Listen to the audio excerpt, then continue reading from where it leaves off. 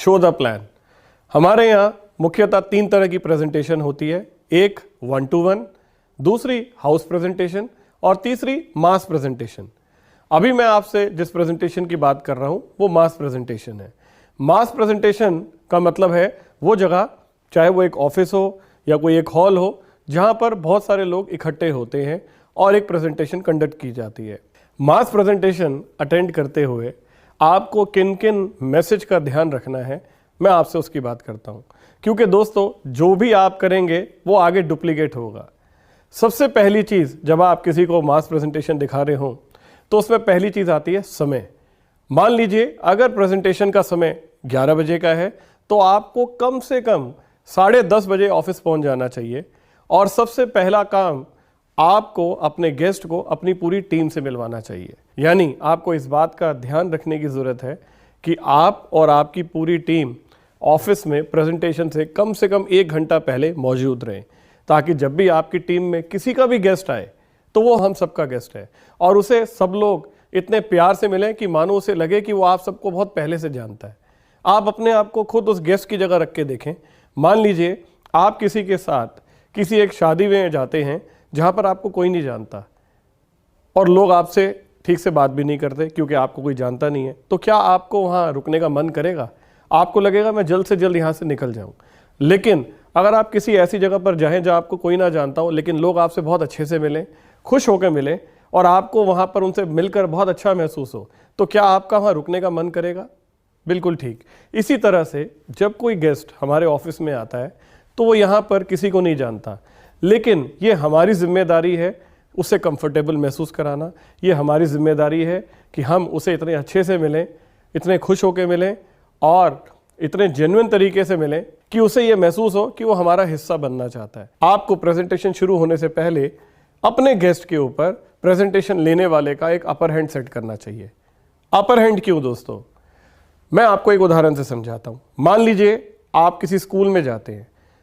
School में आपको 3 तरह के लोग मिलते हैं। सबसे पहले गेट पर आपको गेट कीपर मिलता है, दूसरा आपको क्लर्क मिलता है और तीसरा प्रिंसिपल मिलता है। क्या आपका तीनों से बात करने का तरीका एक ही होता है? हो सकता है गेट कीपर को आप बोले ओए गेट खोल, क्लर्क से आप ये कह सकते हैं अरे प्रिंसिपल है क्या, लेकिन जैसे ही आप प्रिंसिपल के ऑफिस में जाएं तो वहां जाने के बाद आप कहते हैं मे आई कम इन सर, और प्रिंसिपल ज़्यादा बोलता है और आप कम बोलते हैं और आप ज़्यादा सुनते हैं। ये इसलिए है दोस्तों क्योंकि आपको ये पता है कि जो प्रिंसिपल है उसका ओहदा बहुत ऊंचा है, लेकिन जो गेस्ट हमारे ऑफिस में आया है क्या उसे पता है कि यहाँ अपलाइन कौन है? क्योंकि अपलाइन यहाँ कोई बोर्ड लेकर तो घूम नहीं रही कि मैं अपलाइन हूँ। तो आपको ये एहसास कराना बहुत ज़रूरी है कि आपकी अपलाइन की आप रिस्पेक्ट करते हैं, क्योंकि जब आप अपने गेस्ट के आगे अपनी अपलाइन को रिस्पेक्ट दिखाएंगे तो वो हर एक्शन से सीख रहा है। कल जब वो इस बिजनेस का हिस्सा बनेगा तो वो भी यही फॉलो करेगा। आपको हमेशा इस बात का ध्यान रखना है कि आप जब भी अपनी अपलाइन से अपने गेस्ट को इंट्रोड्यूस कराएं तो आपकी बॉडी लैंग्वेज में एक रिस्पेक्ट होनी चाहिए, ताकि जब आप उन्हें मिले तो वो एक्शन से ही समझ जाए कि अपलाइन को रिस्पेक्ट दी जाती है, क्योंकि हमारा बिजनेस डुप्लीकेशन का बिजनेस है। अगली चीज़, बिजनेस प्रेजेंटेशन शुरू होने से पहले आपको उसे बता देना चाहिए कि हमारे बिजनेस प्रेजेंटेशन के कुछ नियम, कुछ कानून हैं। ये प्रेजेंटेशन कितनी देर के लिए चलेगी, इसके बीच में उठ के जाना मना है, आपको इसके दौरान मोबाइल फ़ोन पर बात नहीं करनी। इसके लिए आप अपना मोबाइल फ़ोन या तो बंद कर दें या आप साइलेंट मोड पर कर दें। उसके साथ साथ बीच में प्रश्न पूछना मना है। तो ये सारी बातें आपको उन्हें पहले से बता देनी चाहिए, और अगर उससे पहले वो फ्रेश होना चाहते हैं, वॉशरूम यूज़ करना चाहते हैं, टॉयलेट जाना चाहते हैं, तो आप उन्हें ज़रूर साथ लेकर जाएं ताकि वो बाद में कंफर्टेबल महसूस कर सकें।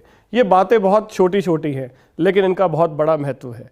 और जब आप प्रेजेंटेशन दिखाने अपने गेस्ट को लेकर आएँ तो हमेशा टाइम का ध्यान रखें। कुछ लोग अक्सर ये गलती करते हैं कि 11 बजे की प्रेजेंटेशन होती है और ठीक 11 बजे दौड़ते हुए ऑफिस में आते हैं और धक्का देकर उसे प्रेजेंटेशन हॉल में डाल देते हैं।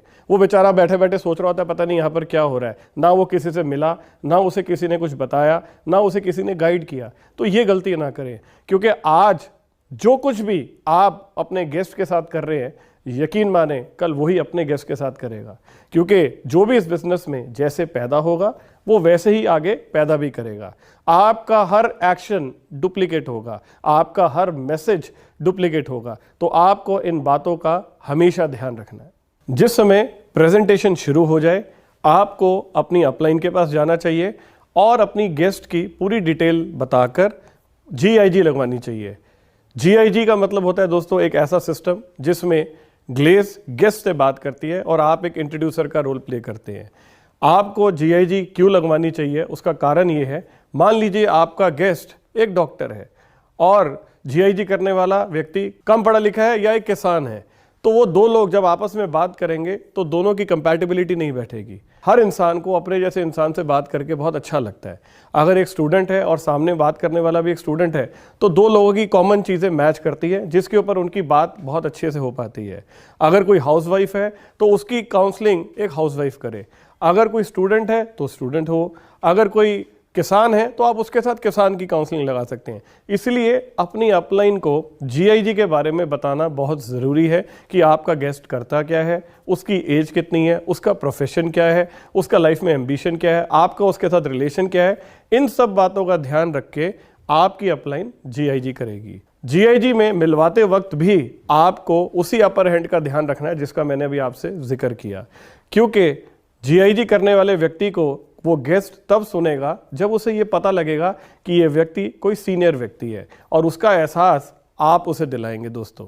इसलिए आपकी बॉडी लैंग्वेज, आपकी रिस्पेक्ट से वो ये समझेगा, आपके एक्शन से वो ये सीखेगा कि उसे भी उनकी बात को ध्यान से सुनना है।